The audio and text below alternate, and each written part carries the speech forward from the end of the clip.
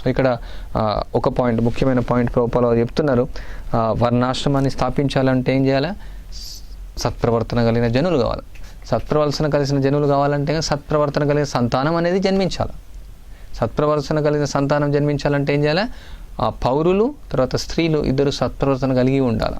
So ఎప్పుడైతే స్త్రీలు వంశాచారాన్ని స్త్రీలు పాతివ్రత్యాన్ని అనుసరిస్తూ తర్వాత వీళ్ళు ఎప్పుడైతే సంతానాన్ని పొందుతారో అప్పుడు ఉత్తమ సంతానం, యోగ్యులైన ఉత్తమ సంతానం జన్మించను.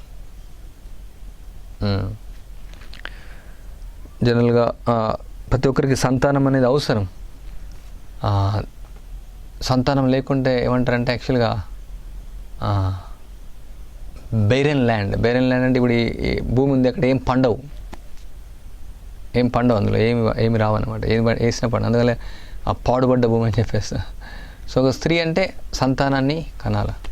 సో అందువల్ల ప్రత్యేకంగా వైదిక సంస్కృతులు ఎవరికైతే సంతానం కారో సో వాళ్ళు చాలా ఏం చెప్తారంటే చాలా పాపాత్ములుగా చూస్తారు.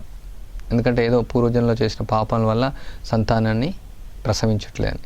ఇప్పుడు ఆధునిక కాలంలో చాలామందికి 100కు 35% స్త్రీలకు సంతానం కావట్లేదు.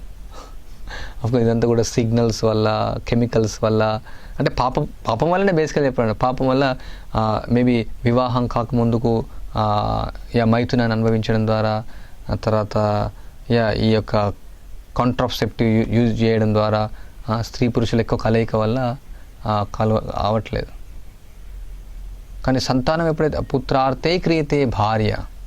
సో భార్య దేనికోసం అంటే పుత్రుల కోసం, ఊరికే ఎంజాయ్మెంట్ కోసం కాదు, అనుభవించడం కోసం కాదు, సంతానాన్ని కనడం కోసం. వివాహ యజ్ఞ ధర్మ సమ్మతమైన కామం నేనని చెప్తున్నాను. అప్పుడే వివాహం అనమాట. సో ఎప్పుడైతే సంతానం అనేది చాలా ముఖ్యం.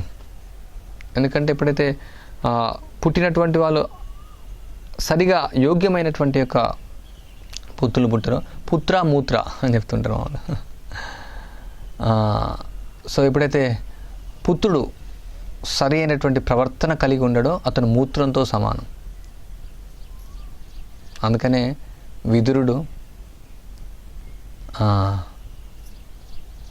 సలహా ఇస్తాడు గాంధారికి ఇస్తాడు, ధృతరాష్ట్రునికి ఇస్తాడు. సో వీళ్ళందరినీ చంపివేసి వీళ్ళు వంశాన్ని నాశనం చేస్తారు. వీళ్ళు జనరల్గా భ్రూణ హత్య అంటే ఇది లోపల గర్భంలో ఉన్నప్పుడు కూడా చంపేయకూడదు అసలు.